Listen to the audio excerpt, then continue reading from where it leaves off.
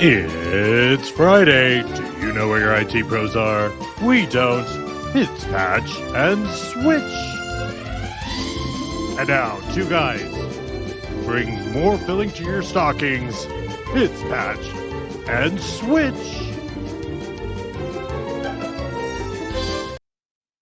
Hi. It's me. There's nobody else here. Where's the other guy? He's in a car. He's in a car. So who else do we have with us? Well, I believe we've got Rich Campbell. So it's Patch question mark, Switch question mark. But we have Rich Campbell. Just another Canadian in the mix. We just blend them all. And we've got Pierre Roman driving the show. And then Steve, the audio guy, with the day off, but he decided to show up anyway. I don't have the day off. I actually have to work today, unlike some people. Is that an actual wall behind you, Steve? Not a piece of metal? Yes, I'm back in a domicile. A domicile? A non-mobile structure? Non-mobile structure, correct. Something without wheels? Something with, well, there are wheels down in the garage, but... Nice. So you don't have to worry about hurricanes. Everybody has to worry about hurricanes. True. Although, but it's only like every 50 years in the Pacific Northwest we get something hurricane. Yeah. I have a good friend that went down and is actually working on the cellular network in the Fort Myers area, and he mentioned how much silt is in all of the electronics. And he goes, worse, it's in the fans. Because it was blown in there, right? Like yes. It's not that the wind is blowing, it's what the wind is blowing. Well, it wasn't just the wind, it was the water too. It had a whole bunch of silt in it. Yeah, they got a non-trivial amount of tidal surge. Like that's goodness gracious. Definitely for sure. Hurricanes would not recommend. 1 out of 10 would not do again. Yes. I've been through one category 4 that was supposed to be a 5 didn't end up being there, and then a category 5 when I lived in Houston. Not to mention a very strong tropical storm, which basically flooded the majority of the city beforehand. So yeah, that was nope. I'm okay. I'm okay with 2 feet of snow because I can shovel that and I'm good. It's Quebec. Their biggest tidal surge is maple syrup. Like, what are you worried about? Pretty much. I will say this though, on the flight home from New York, we hit just the western part of Minnesota, and I was looking on the FlightAware track. We were doing 418 knots ground speed until then, and then it jumped to 560. We landed an hour and 15 minutes early. And how quickly were you banned from Twitter by looking at a flight tracking app? Just asking a question. Ooh, too soon? Too soon? Okay, fair enough. Too soon? Maybe? Nah, that's not too soon. No. Hey, I don't go on Twitter much anymore. That's a good thing, really. I go to promote the program. Hey, everybody, welcome to a special holiday edition of the Patch and Switch program. My co-host has decided he's driving to Blaine, which is like 5 minutes from Rich Campbell's house. It's a border town, yeah. And he's decided not even to call Rich Campbell. But it's where I have the U.S. mailbox that I need to, whenever, shipping to Canada, $50, shipping to America free. So yeah, you send it to your Blaine mailbox. Then it's kind of like an Amazon locker, right? Yeah, basically, yeah. It's a 24-hour a day code thing, and you just grab it and go back. Very nice. I thought that was a Point Roberts. Have you been to Point Roberts? Every Canadian's got one of those. Yeah. Every Canadian's got one of those. Mine is at the UPS store in Ogdensburg. Yeah. Just right on the other side of the border. For those who don't know what Point Roberts is what happens when you're drunk and draw a border. So when they, and apparently that's the truth, that they were hammered by the time they'd worked out all of the border details between the US and Canada through the Great Lakes. Then they slapped a ruler down on the 49th parallel and just stroked across. and they cut off an isthmus, right, a very tip of a spit of land, and then decided not to fix it. So there's this like 3 square mile piece of America that can only be accessed through Canada, and it's called Point during Roberts. COVID, it was horrible for them. Actually, Yeah. Mr. Campbell, there's 2 of those. There's one just south of New Brunswick. That's the same. There's like a little inlet in by a lake, and where the line goes, it cuts it off. Yeah. Well, sometimes borders are dumb, and that one's a dumb border. Holy man. You join the Patch and Switch program, you get a geography lesson. I've learned something new today, as I usually do when I'm hanging around Rich Campbell. But hey, we should say good morning to the peoples. The peoples. There's some peoples here.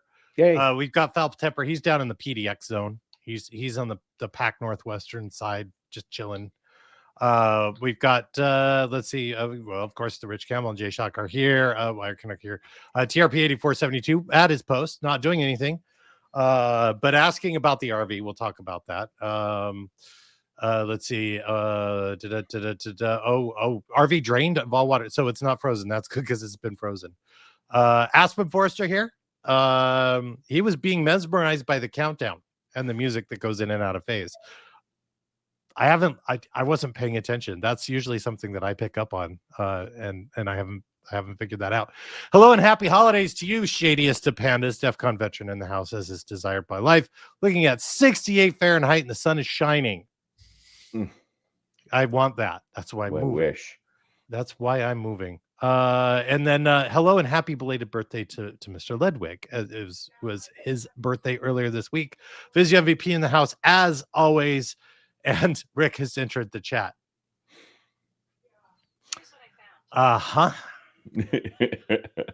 He's somewhere. He's somewhere. He's got bandwidth to hit Twitch. Yeah, I'm looking at the participants. Looking at some point he's gonna light up, and I'll bring him in. But it's all good. It's all good. MSFT ski fan says good afternoon from the East Coast, and Kowski says good morning. Good morning, Claudia in the house of Houston. Some guy by the name of Mark Morrow, first time chatter, that I believe is the illustrious Mark Morrow of Identity Azure Active Directory fame. Chuck Rocks Canada, another Canadian in the house. I think at this point we're going to need to wear toques. There's so many Canadians. We're very Canadian heavy on the show today. We do have the ugly Christmas sweaters going. Rich has got his lumberjack. Is that standard issue when you cross the border? Okay, you're gonna hang around up here. That's the thing. Yeah, you kind of get the lumberjack. Because I know when I ran into Bartolo at the big event last week in Vegas, the Dev Intersections M360. What do you call it? Do you just use Dev Intersections as the entire label? I mean, there's 5 events in one. Yeah, for me, I mean, people call it different things. That's part of the point, right? There's the Azure AI guys, there's the Azure Data folks, there's the M365 folks, there's the DevInt folks, and the whole point is it's an intersection between all those different audiences, all those different mindsets, and that's part of the fun, right? To just be able to sit in the bar, having a drink after the show, and talk about the different sessions and argue about the relative significance of things. I mean, they keep trying to tell me Teams is important. They really do. Yeah, you figure it out eventually. Is that what it is? Something like that. Something like that. Okay. Was there a bar to hang out in where you could actually have a conversation? Is the question, because I didn't find one. It is a challenge, and the rodeo literally was in town that week. Yes. So, which is why Bartolo was wearing his flannels, because he thinks it makes him look like a cowboy. Gotcha. Yeah, gotcha. Lots of belt buckles and hats. That was just part of the.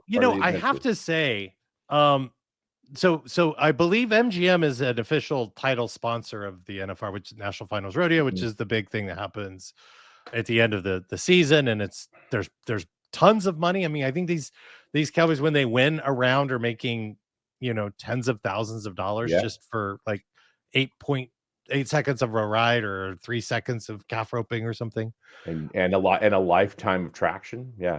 Yeah, but they do an outstanding job. Most of the places I'm pretty familiar with the MGM property, Mhm. and so there's a couple of like kind of swankier bars, that are more modern and hip kind of places, and they literally go rolling out facades in front of the bar and turn it Yeah. into a country and western bar. Totally. And they've got it streaming on every TV. I was staying at Mirage, which is all the way down the other end of the strip, but another MGM property, same thing there. The sports book was converted into a honky tonk. Yeah, I stayed off that side. It was loud in the district, but holy man, was it loud over by Hakkasan. Like, Yeah. that was crazy. It was crazy. But listen, they put on a good show. I turned it on because they've got the you go to a lot of these Vegas hotels and they've got the conference channels on the TVs, right? For the conventions. They're broadcasting it, kind of on a loop from the night before. Yeah. And I just, I click it on when I was, dozing off or waking up in the morning. They do a great job over there. It's a fun show. It's amazing. Not my thing, but a fun show. I do, I watched rodeo for many years, aware of it, and I never thought much about it. But something about being in your 50s and seeing them abuse their bodies that way, it's like I wouldn't be walking for a week. Yeah, no, for sure. It was a fun show. It was a good show.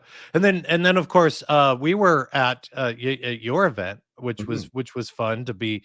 Well, I felt a buzz. What was your take? I felt a buzz of being back in person. Very much so. around. And I've done a few other shows before this, coming back from the pandemic. Our first one was in June of 2021 in Orlando, after 18 months of being shut down. And that was a full hybrid, which was very challenging. And everybody was careful and nervous. Lots of, that's still when masking was required. It was complicated.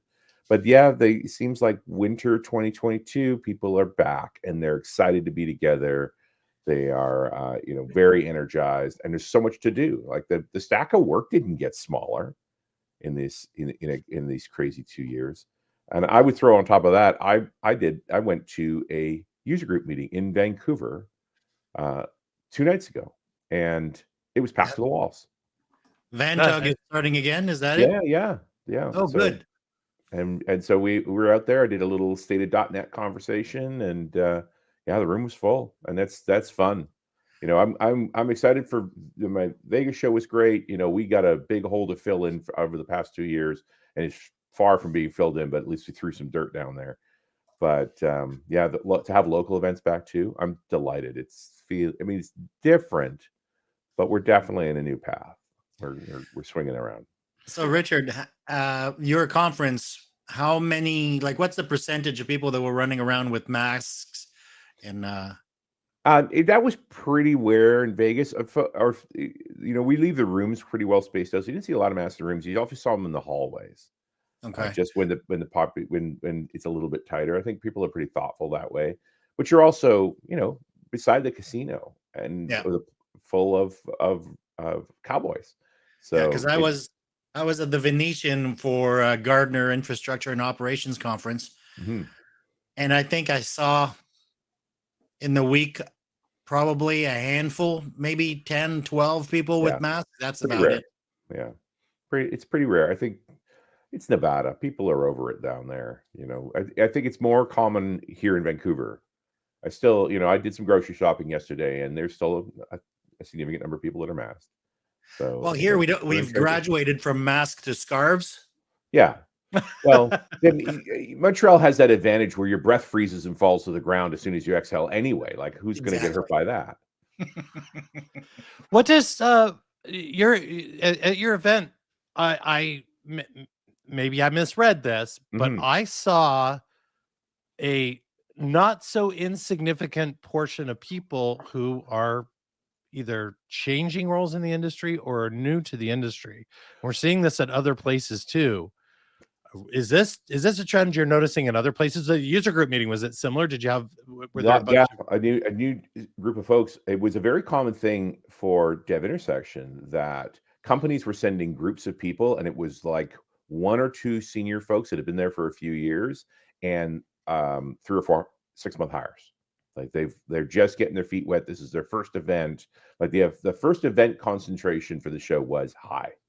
And that is very interesting to me. I think we're seeing this everywhere, where there's been a lot of rehiring, and the previous people that were let go during the pandemic, they're not coming back to these old jobs. It's new people in those new roles.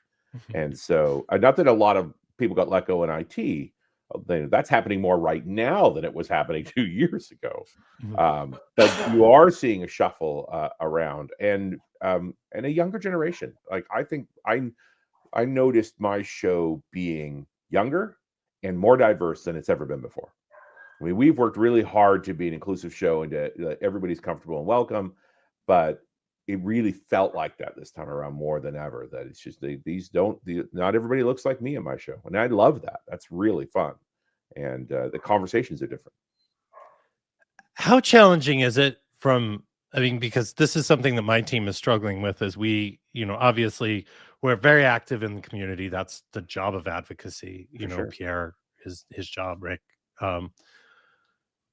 As an event organizer and balancing the content, because I've seen feedback from some events, which is, hey, half of the sessions I went to, they were great sessions, but man, all the content was over my head.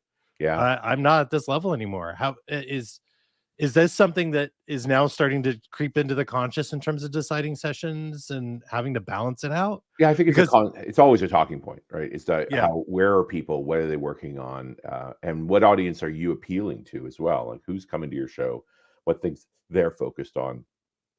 It's, look, if you want the latest and greatest bits, that's just the stuff that's going to ship in the next 6 months, that's Ignite, right? If you're working if Ignite, rightly or wrongly, the number of deeper technical sessions it's been limited lately, right? Let's just be real. That's how it is, right? So now it's like, okay, we've got these community events where maybe we can get a little bit deeper. Maybe we do, because you're in person, you're right there in front of folks. And then you've got this other thing that's pulling on it, because I know at your show I was sitting in these groups and in our communities, and people are like, hey, I'm gonna go to this Dev Intersection M365 show, see what it's like. And there's a lot of great feedback there. Yeah. And people are like, there's some great sessions here. But then on the flip side of this, you've got events like yours, like the Tech Mentors. There's like other third-party events that have been happening in Australia and New Zealand that I'm getting reports from my folks on, that the conversation is, man, this is great. We need newer content. Trying to find that balance is tricky, isn't it? Especially now, because we don't know anymore. No, I think we're all shaking up. I'm also getting a sense, like, I'm still finishing my end of year run as episode, and I gather, different sources, so forth. People are still cleaning up for the pandemic. So a lot of rethinking of, we've been talking about security and the zero trust model for a long time. But when we blew up our perimeters in 2020, like, we didn't build, we kind of just stretched out the perimeter. We didn't actually flip to zero trust. So I think you're also seeing a big push on fundamentals to go back to, well, how do we secure things in this modern world? And what does this look like? Even with experienced people, it's like, oh, let's go back through all of this and think through it again, because there's a lot of sweeping up to do. Just the consequences of what the immediate needs of organizations were the first half of 2020 are still, they're the baling wire and duct tape only lasts so long. And so now you've actually got to straighten it out and put proper walls around it and figure out what the proper set of rights were. We're starting to granularize security better. Also, this theme of the black hats are after the sysadmins. The users are locked down, right? The black hats are definitely after the sysadmins. And if you're running around with an all-powerful super user account in day-to-day use, you are the target. Yeah. And so again, you see, we've been doing just enough administration and that whole talking point for years, but I think people are reading it, like they're going back and looking at it and saying, okay, well, now I see this now. How am I actually going to work? Like, I get that I can't be in my master account all the time. How do I get work done? What does that look like? And what are the things that we have to do we sit and yell and scream and pound. Obviously very clear in my world where I run into security advocates will sit and scream, turn on MFA, do these things. And you've got these documents, don't run as admin, patch your machines, the core standard basic things that people have. And I guess people have read it over and over and over again. And it just, I don't know if it's not, they weren't doing it. And now they need attitude or. Well, the other thing I'm seeing is their CFO is coming at them with the latest cyber insurance policy. You've got a great point there, right? Right. And going, hey, not only is this really, really expensive, but what does this MFA thing mean? Right. Because it's now in the policy. Your policy is void if there's not MFA turned on every account. And your policy is void if you can't pass this elevated permissions audit. Right. Who has elevated permissions and when do they have them? Right. Like that's what the insurers are asking today. Well, Richard, it's funny you mentioned that because at the other conference, we had a discussion with a customer who's looking to, he came to our booth and asked us, how does he justify migrating over some old application that are running on like older versions of .NET, which are no longer supported. Right. So I told him, I said, well, they're no longer supported. There's your justification. He says, what do you mean? I said, look at your compliance and you look at your insurance policies, see what the wording is on. Yeah. And he came back on the third day and he came over, shook my hand. He goes, I looked, it's black and white in the policy. Yeah. Now I don't have a choice. No. Yay.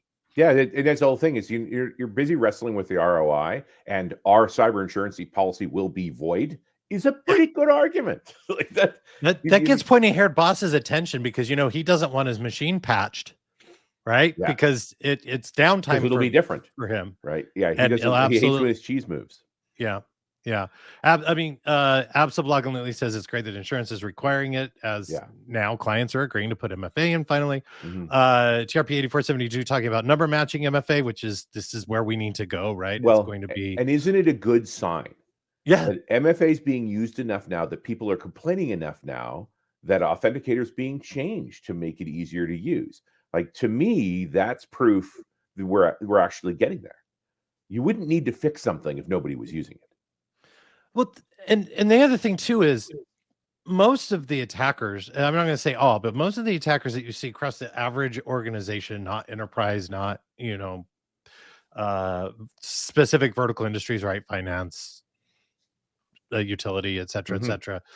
The attacks are not done by, you know, some big organized group. It's probably done by somebody in the basement and doing something that who knows if the malware that they put out there, if the code to unlock it, once you pay them 5 Bitcoin, even is going to work. So once you put up even basic fences, it helps protect against, you know, that type of well, attack, it's recognizing they're bad guys for a reason. They're not that bright and they don't want to work hard.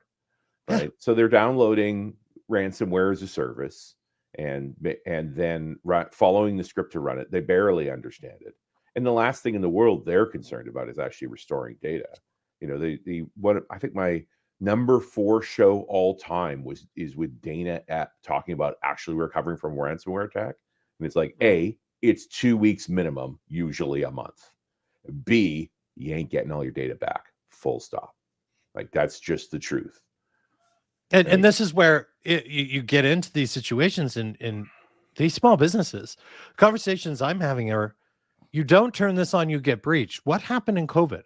How many of your friends were you not going out to the bars with or because, you know, you're not going out and having dinner with anymore because they're not employed? Yeah. This is exactly what's going to happen. And as you mentioned, it may not just be 2 weeks. It could be longer. And it's almost inevitably longer. 2 weeks is super fast.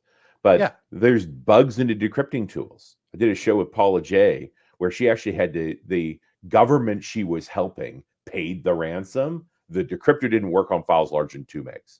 She had to fix the decryptor. Now, she's Paula J. She can fix the decryptor. She can fix the decryptor. Yeah, exactly. As she did. Right? Of course. But that's reality, right? It's like, listen, if these guys were smart, they wouldn't be criminals. They'd be getting paid for their service. Yeah, this is a big industry with a lot of work needed to be done. If you actually were interested in working hard and getting results, you wouldn't be stealing. Absablogging Lootly is saying that he loves his YubiKey, 1 push on the button versus 6 swipe on his phone, and I do agree with that. Yeah. There's a conversation about unions pushing back using personal cell phones. There's obviously laws in place in certain places. So, you know, Mark Morrow jumps in, FIDO keys, smart cards, they're using the same machine. Hello for business, MFA is an MFA model, right? So, well, and let's face it, and SMS is this terrible MFA strategy, but 100%.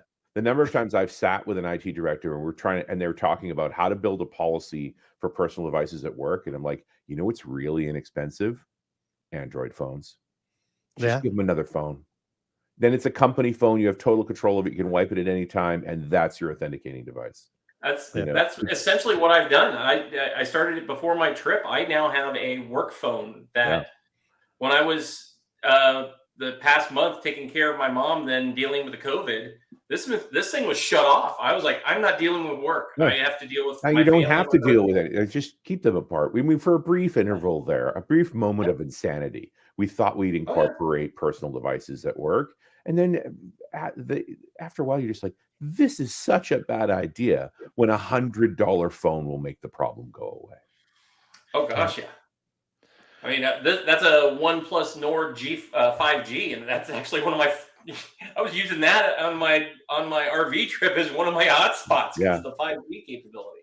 And I mean, I'm a fan of FIDO keys. I started using them myself, and I say keys for a reason. You need a bunch of them, but and again, it's like when you start to bring them into an organization, first assist admin should be using them. Yep. A, you're the most attacked anyway. B, you're savvy enough to do it. Next is the C-suite. Yes, please.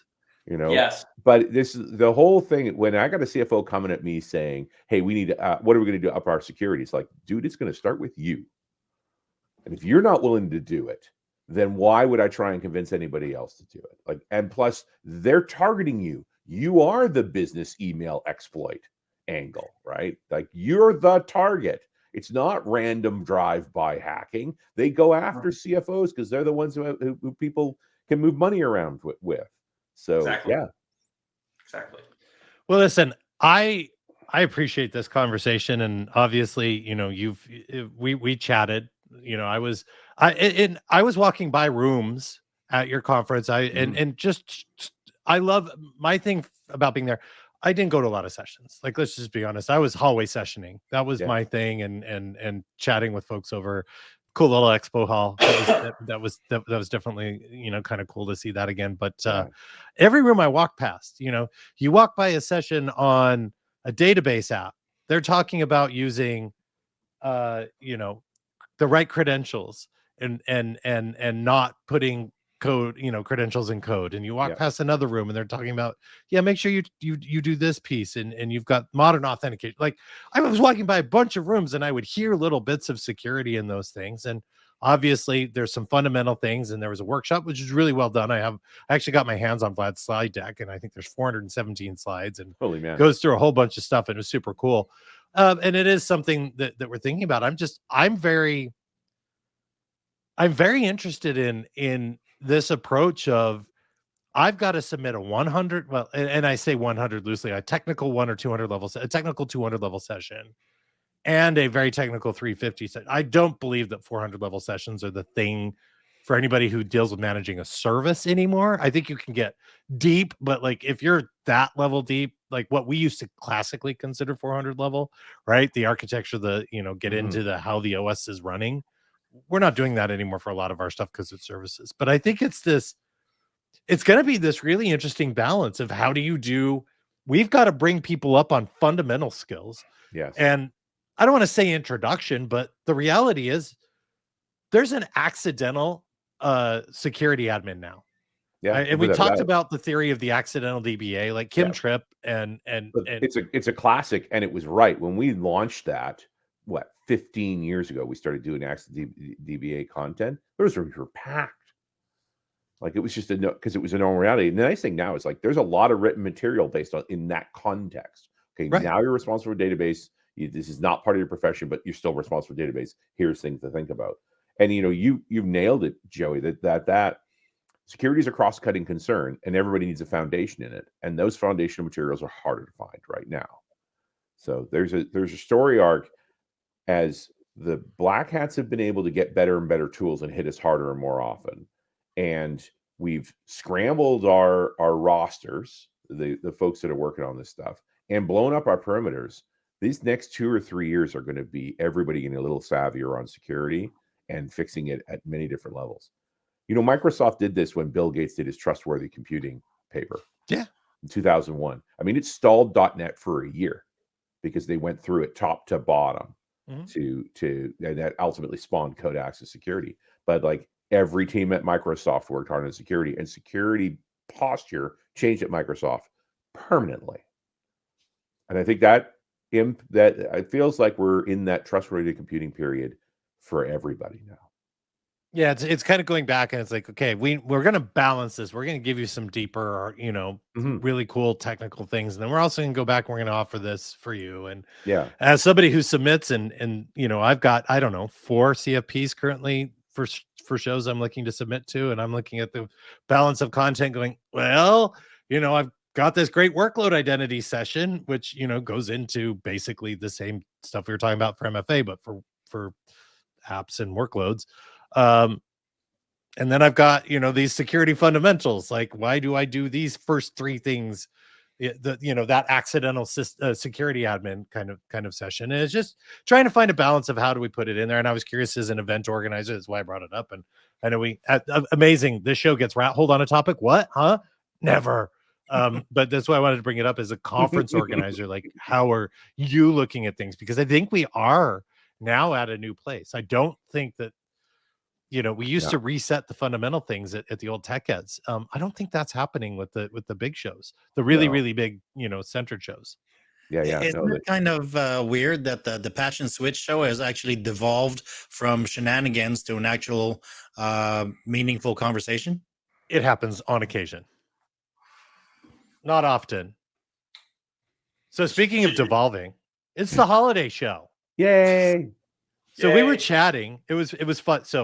So I'm going to say this, and genuinely, if you have an opportunity to sit with Mr. Campbell and have a cocktail or have a meal with Mr. highly recommend, because we had some fantastic conversations from serious things to not so serious things. And do you remember the name of the sake? It was like Angry Dragon or like Killer Dragon or something. Wasn't it Angry Demon? Was it Angry Demon? I don't know. But well, we have to drink this, but yeah, it was lovely. That was it was really good. Anyway, it's the dangerous kind where you take a sip of it, go, that just tastes good. It doesn't taste like we're drinking. And then you have a small glass and you start to feel it, and you're like, I've got to drive. I can't have any more. Yes.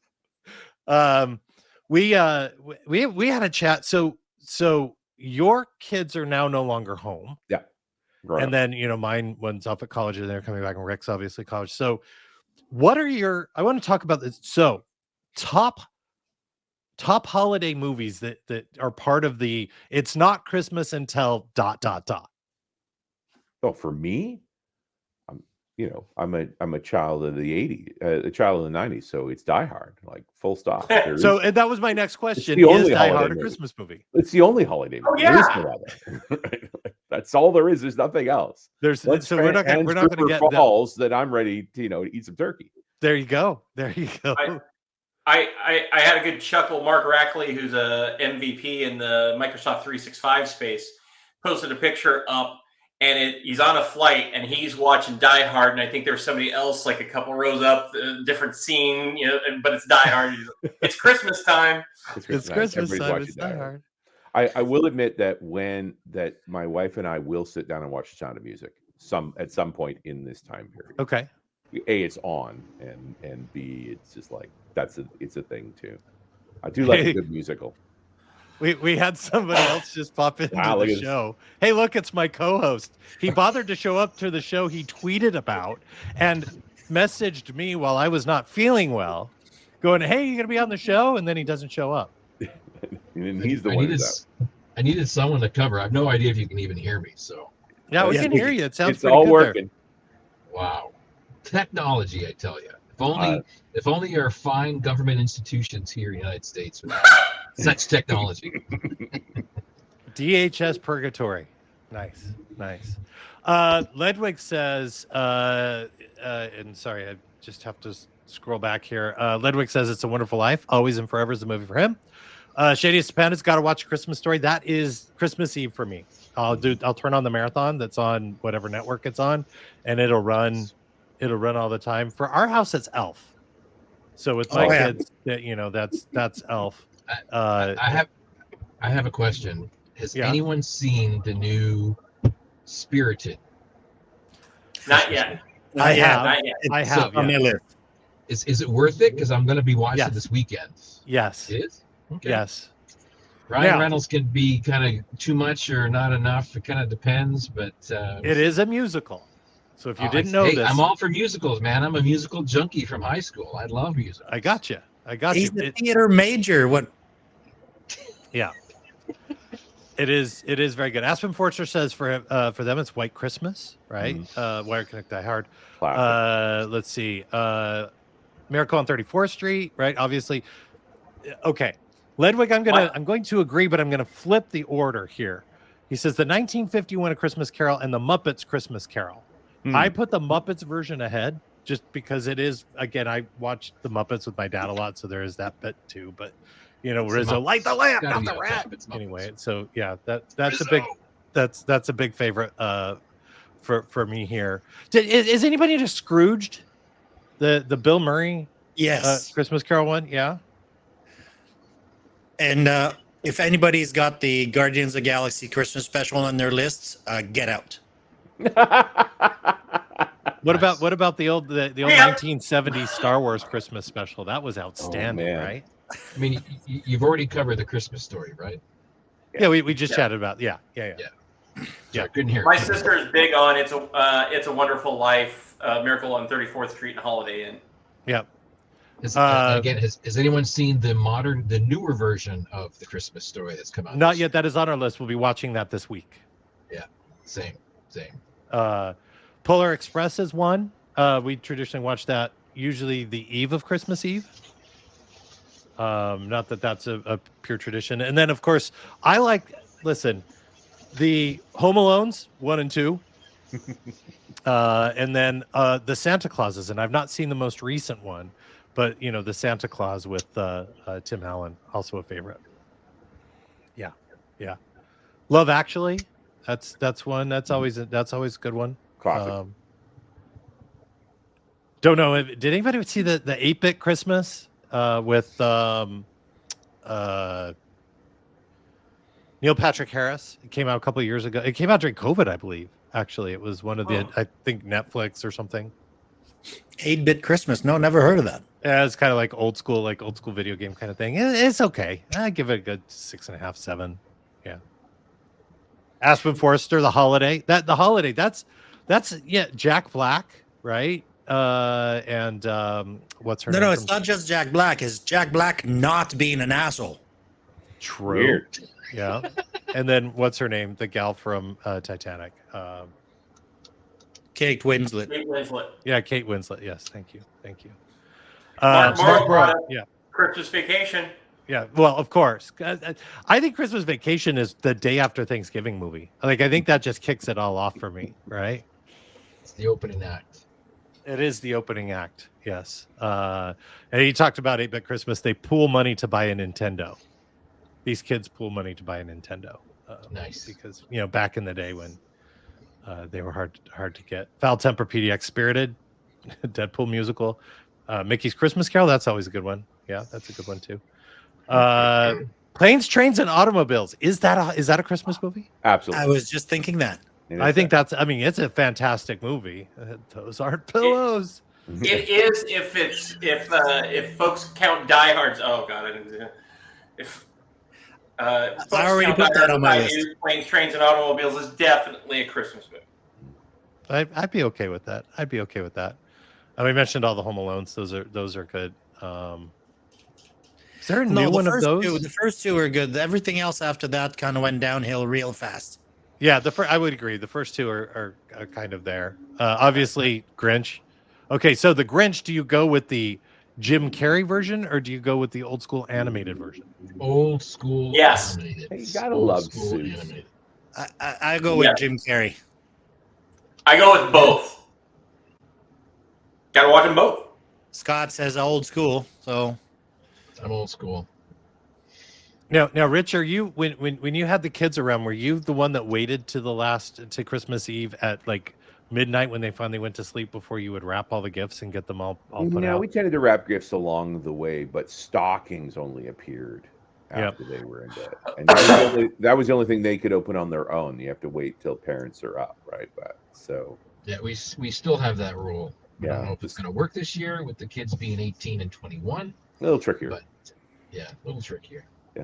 Yeah, having the stockings are what you can open, but they only show up overnight.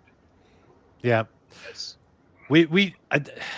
There's still something about Oh. midnight, Christmas Eve, Christmas Story has been playing on the background for the last 2.5, 3 hours. You've watched it a couple of times, and then just wrapping and just kind of doing the thing, staying up way too late. And then, now I've got teenagers. They don't get up at the crack of dawn it's just not an issue anymore, right? Like that part goes away. Like we're getting them up going, okay, it's 1. Can we do Christmas yet? I've got to start dinner time. Can we actually open the gifts, please? Yeah, I found, generally speaking, I could get teenagers to get up on their own if I just started cooking bacon. Like the moment that smell hit the doors, they would appear. Although I also learned that if I always keep a little bit of frozen pulled pork from a previous batch, in the freezer, that smells exactly like bacon if you toss it in a frying pan. I've got breaking news from Mark Morrow here. There's a new version of Planes, Trains, and Automobiles. It has 75 minutes of deleted scenes. You may now witness John Candy smoke and eat a hot dog at the same time. Nice. 75 minutes is an entire additional movie, right? The fact that there's 75 minutes of deleted scenes. What else didn't make the deleted scenes that was there, right? It's like the Peter Jackson version of Planes, Trains, and Automobiles. Peter Jackson. Extended cut. I'm being released from purgatory, gentlemen. So, hey, thanks for joining for 5 minutes of your show. I appreciate it. 5 minutes or so. Are you on the Canadian side right now? Talk about what Christmas shows we watch, right? So that's true. Are you on Is the that Canadian Wolverine side right now, next to you there? No, we're not Go ahead, crossing Rich. the border today. We're just getting our paperwork to cross the border, okay. unfortunately. So I'm going to hold you to basically doing a show from your house with Joey and whoever else wants to come up. So No, I think we're sitting around the outdoor kitchen with something, some kind of meat smoking while we record, right? Agreed. Got it. Or just ready to come off the smoker. Yeah, in the resting phase. Have a safe drive back in your nice new truck, my friend. I got to go find a charging station someplace. So all right, see you around. Enjoy. All right, don't die. We'll see you soon. Where else were so we were talking about 75 minutes of deleted scenes. That's fantastic. I need to find this. Amazing, I need to actually go back and look at it. But now you're talking about a 3-hour commit to Candy and Martin. Like that's not a big ask. It's legit. It is legit. It is legit. Well, I watched a frickin' Hobbit. I can do a 3-hour version of Planes, Trains, and Automobile. Exactly. I just wonder if watching John Candy smoke and eat at the same time, should that have made the cut? Click the link that Mark Morrow sent. I posted up. It actually is the video of that portion. And the other thing that they announce on there, it's in 4K as well. So I don't think it was shot in 4K. Yeah, it's been remastered. Yeah, sure enough. There he goes. Hot dog and I think this was it's John Candy at his finest. John Candy. Unbelievable. At his finest. Christmas roast or turkey? Turkey. Really? Yeah. Anyone else? I'm of the Christmas roast variety myself, but both. I prefer ham. You prefer ham? Okay, good enough. We're doing both this year. Nice. I was just gonna say the one good thing about the East Coast trip, I got to go over to my sister's friend's house, and every year, right in the middle of the driveway, they set up 4 tiles, bring out the deep fryer, and deep fried turkeys. Deep fried turkeys. Deep fried. Okay, and that's how most rednecks in America set fire to their house. That's why you do it on the driveway. They do a good job. He makes sure you do. And the fun part is they do like 1 or 2 turkeys, then they throw in some wings, and then do another turkey or 2, and then they put in like mozzarella sticks and tater tots. You've got the whole thing. Well, and that's always my problem with the deep frying things. I've got the rig for it. It's like you want to use up that oil. Like it's a lot of oil. It is. Oh, yeah. It is. Well, and that's why they invite their friends over, and there's like there is no joke. At least on Thanksgiving morning, there's at least 12 turkeys that are cooked. Wild. There's always that one idiot though that brings a turkey that's not quite thawed. Oh yeah. And they kick them out. And they get actually put. You don't get to no, play. Seriously, they have sent people home for a couple reasons. One is that they don't leave, then they can't come back the next year. So it's like. Our good friend of the program, Mr. C. Sharp Fritz, has joined in, and he brings in that on Christmas Eve they read "'Twas the Night Before Christmas," which is fantastic. That's definitely classic. He's also on Team Turkey. Jan with ham. Ferris the Brits says goose and beef this year, always a roast, always as a roast. Aspen says grew up with turkey. Now it's lasagna on Christmas Eve, ham on the day. Vizio MVP ham and turkey. KT Baker prime rib, which is again where I'm going the rib roast. That's what I'm doing. Christmas Eve, like, do you do the Chinese food Christmas Eve thing? Does anybody do that? Here I have done. Area, it is impossible to get a seat at a Chinese restaurant on Christmas Eve here. All right. I have done the Chinese food for Christmas Day. I love it. See, we're having turkey on Christmas Day and then the roast on the 26th. There you go. The roast on Boxing Day. Yeah, Boxing Day. I don't know. Is it Boxing Day in Quebec? Because that's very much an English holiday. No, anytime we can get another day off, we are taking it. Oh no, and that's the thing is in Canada, Boxing Day is a stat. Yes, right. Like it's proper, proper holiday. That's right. C Sharp Fritz says his in-laws do the Feast of the Seven Fishes. That's cool. I love just everyone's kind of tradition. Everybody's got a ritual, right? So I forgot. I haven't done. My family a long time ago did a big seafood thing for Christmas one year, and we had like crab and like fresh king crab and salmon and you name it, and just had like the big seafood feast. Not like you get at Red Lobster, but like a really good one. Do you what's everyone's Christmas morning? Is it a big breakfast? I mean, are there something? You said the bacon, obviously, Rich. Is pancakes? Yeah, pancakes. Okay. We have. I make normally cornbread and gravy. Okay. Sausage gravy with what's the word I'm looking for? Biscuits. Biscuits. Okay.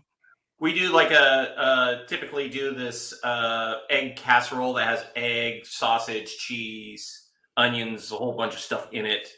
That can, the minute everyone gets up, the oven gets turned on, it gets put in. So my grandfather was Danish, so I get a lot of the Danish things. So Ebelskivers are a big thing, which are these they're little pancakes. They kind of look like little UFOs. They're fluffy, small. Or like there's a special pan that they actually make Ebelskivers in. So we have Ebelskivers in the Netherlands too, right? The little. Oh, the Madeleine. Yes. Yeah, very similar. Very similar. So we do they're those. Like muffin tops. They look like it, yeah, but little mini, small. Yeah, they're very good. Ebelskivers are a big thing. That's kind of the we get up, we do the gifts, then I have my coffee first before I can do anything because I'm just a crab before it. I'm not even crabby anyway, but that's why I get up early at Christmas just to be sane before the kids were moving, right? Like, yeah, exactly. Get coffee in and do everything else like that. Exchange SME says waffles. Shadiest of Pan is cinnamon roll French toast with eggs and bacon. Cinnamon roll French toast sounds fantastic. The other thing that we do every once in a while is lefse. Oh yeah, it's like a thin potato pancake thing. It's a Norwegian thing. But you spread butter and cinnamon sugar on it. And we have pickled herring has come in. Yes. I had a buddy all through high school who were Ukrainian family. And so they're still on the Orthodox calendar, which is like a 15-day offset. And the main thing I saw was that's more Christmas meals, right? 2 weeks later. So, and that's when you found like good quality pickled herring all day long, man. That stuff's delicious. It is. Yeah, and the Ukrainians loved it when the non-Ukrainian would eat pickled herring and enjoy it. So yeah, it was very popular. MSFT Ski Fan, my wife's family does homemade sweet rolls with pecan. Oh yes, please. So good. I'm curious, Mauve. Eggnog French toast. Nice. That's nice. I was watching. So I love watching competition cooking shows. It's just something that I do. I don't know. And they've been doing there's the Beat Bobby Flay thing. And so they've got a special twist where they bring on two like top tier chefs, like Michael Votaggio and, one of the rock star gals that's never lost a cooking competition, and they go against each other and they end up pairing up and going up against Bobby Flay. But one of the things they had was eggnog. And you got a gal from the South making this eggnog sweet roll kind of thing. And that was, anyway, I just look at these things. I'm looking at this and going, I may need to start some new traditions here. Yeah, I know. And one of the great things about those waffle irons is like, you can pretty much put anything in them you want to. So you got a sweet roll, just pop it in the waffle iron for a minute. Like, there you go. Nothing bad is going to happen. Only pretty much. Yeah, pretty much. But you gotta get it nice and moist and wet so that it goes into the waffle cavities. Softens up a little, and gorgeous. See, unfortunately, Rich, I'm sitting here thinking like salmon into the waffle. I'm not. It's going to make some smells, but it's not going to be that bad.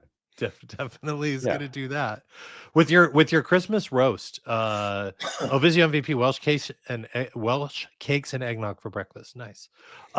With your prime rib. So I'm not going to do one on the smoker for Christmas, but I will do obviously one later. But for Christmas, I just do a normal roast. But my father's favorite. Yeah. There you go. Do you do the hard sear, like the 500 degree sear, or do you just roast that sucker? No. Yeah. I think a hard sear is great and then taper it off. Now I'm going to get arty on you. I've been doing for the past few years a deconstructed prime rib. So how do you deconstruct the prime rib? So take a 5-bone, 6-bone, like a big prime rib.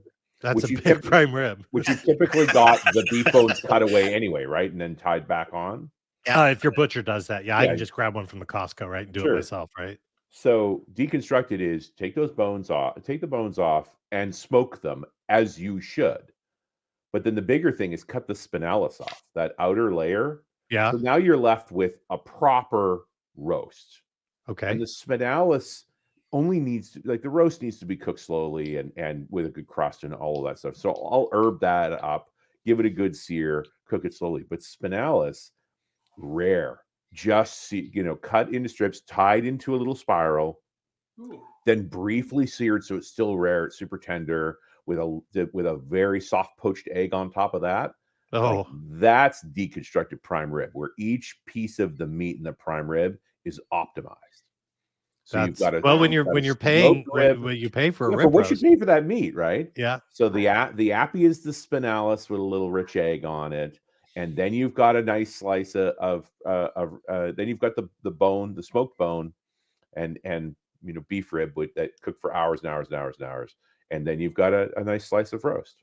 So the challenge that I have right now is that every time I've done the 500 degree to get that sear on the top, sets off all the damn smoke alarms, which does not make the Labrador happy. Yeah, no. So I'm considering this year, and I mean, legit, I've got a nice Weber gas grill that can get to 500. Good, yeah. Do I just take the thing out there and just throw by it on 500 there? it means 700? Like overdrive it, get it as hot as you possibly can. Yeah. Do it outside, and then like maybe just get something just to raise up the roasting pan so it's not sitting right on the grates. Yeah. Well, and I would also say this, like in general, using your grill in a holiday meal, you need every cooking surface you can get your hands on anyway.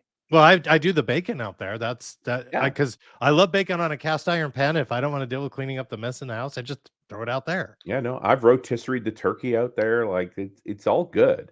And then you've got room for everything else. But yeah, taking the primary meat and putting it out, because it doesn't need a lot. The biggest thing to cook your meat correctly is leave the damn thing alone. And the further it is away from you, the better chances are to do that.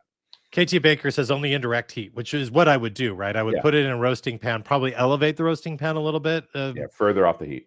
On one side of the burner. Don't turn the burners on under it anyway.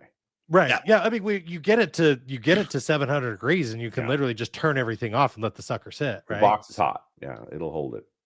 Yeah. And the only difference with that is I have to shovel my barbecue every time I want to use it. Yeah. But you're about to consume 2,000 calories anyway. You got to burn it somehow. That's true. You are not wrong. You are not wrong. Is there one thing that ends up in the Christmas stockings every year? Mandarin orange. Toblerone. Sorry, Pierre. Toblerone. Oh, Toblerone chocolate. Okay, Rich. Mandarin orange. Mandarin orange. Okay. Anyone else? The lint. The lint. No, I'm talking the chocolate, the chocolatier lint. Or that kind of fair. Not belly button lint. Different thing entirely. Oh, yes. KT Baker, only indirect heat burners, sacrilege, proper lump charcoal. Well, yes.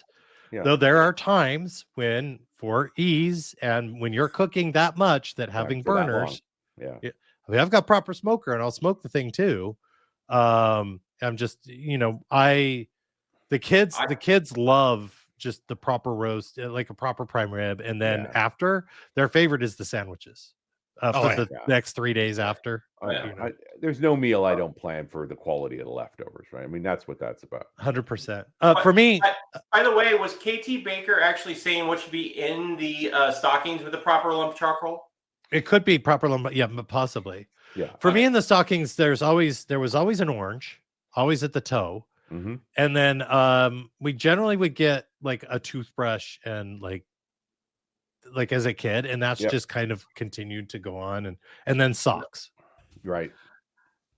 We used to get socks in our socks. We usually did new jammies for the girls too. So that's our Christmas Eve thing. We do that on Christmas Eve, and that's the first gift that they can open, and it's usually pajamas. So, and even still, to this day, well, is there anything better than adult size onesies? Like, that's the best. Especially when you've got the special door on the back. It's fantastic. The trap door. Yeah, it's a trap. The trap door. You've got the trap door. It's a trap. Nice. Well, listen, we're coming up on the end of the program. We've got three. I would say we're going to collect 3 work safe words, but here's the reality. The reality is I don't know how many people have submitted words, so I don't know. It's been a few. We've got 8. Okay, there's 8 words. All right, so we're going to do the 8 words.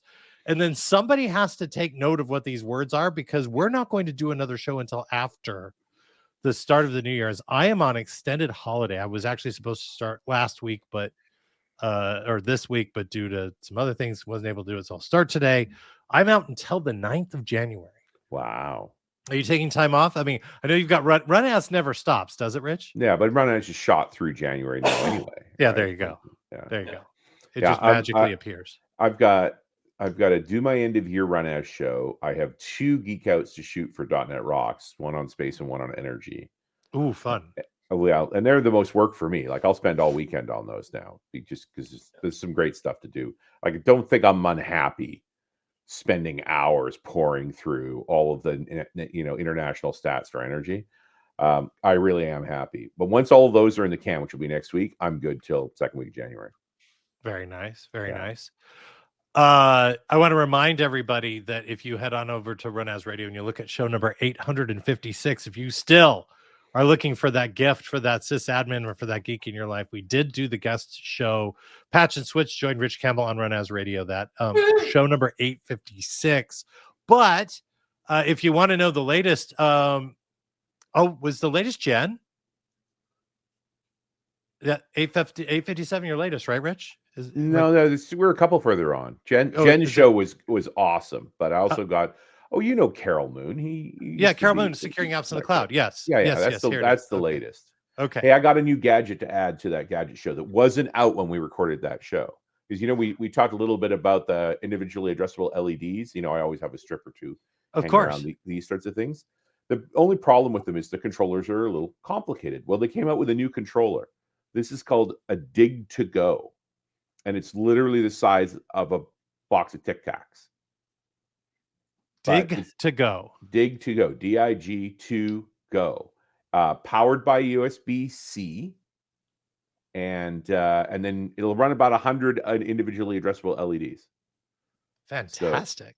So I literally bought a 6-pack of these. This is all the indoor Christmas lights now, because it's just a USB-C power adapter plugged into something. But there's a web server in this thing. Right. So I love totally controllable. It's music reactive. If you want to switch on the music reactive mode, it'll do that. or it does various patterns and things. So and they'll sync between each other. So I programmed one with all the Christmas displays I want to do, and all the others automatically follow along. They turn themselves on as the sun goes down. They turn themselves off at midnight, but otherwise everything is automatically Christmassy. That's awesome. The guy in that 856 show, I had a link to Dr. Z's LED shop. These are $26. There you go. There you go. Just head on over to Runaz Radio. Check out 856, which is the Christmas program with a Rick Claus and a Joey Snow. 3 work safe words. We're going to go with a deep fried multi-factor Die Hard. Deep fried multi-factor Die Hard. I don't think anybody's going to forget that one by January 9th. Well, hopefully somebody writes that down. I've got it. I've got it all set. All right, there we go. For everybody coming up, I hope you do take some time away for the holidays. Enjoy time with your friends, your family, your friends' families, everywhere else. Just enjoy the holiday season. It's my favorite time. I love this time of year and being able to take a break. Remember, there are this program, if you do subscribe to this channel, we do give the money to St. Jude's. But speaking of St. Jude's, and I'm going to pitch a channel that I watch, and this is not paid for, but one of my favorite streamers, Dr. Lupo, does his stream for charity for the kids at St. Jude's Children's Hospital. It starts tomorrow. It's a 24-hour stream. Dr. Lupo Ames, Darkness 429, Pool Shark. So youtube.com/Dr. Lupo. If you are in the giving spirit for the kids, he's raised over $10 million for St. Jude's Children's Hospital. It's a fantastic thing. It's also fun entertainment if you want to watch it. So check it out. Of course, any subscriptions and things here for this channel go to St. Jude's as well, because F cancer. Just on a personal note, if you've got that and you want to enjoy, you want to have a good time, watch some fun gaming, and then give to the kids. youtube.com/Dr. Lupo starts tomorrow, I believe noon Central Time. It'll be 10 a.m. Pacific Time. That's it. That's the holiday program. Big thanks to our good friend Rich Campbell. My friend, last week was an honor, and having you on the show even better. Pierre, thanks for doing the button pressing. J-Shock, thanks for joining us. Everybody, please have a safe and happy holiday season. We're back the Friday of the week of January 9th. Don't ask me what that date is. Until then, have a holiday, everybody. Bye-bye. Cheers. Bye.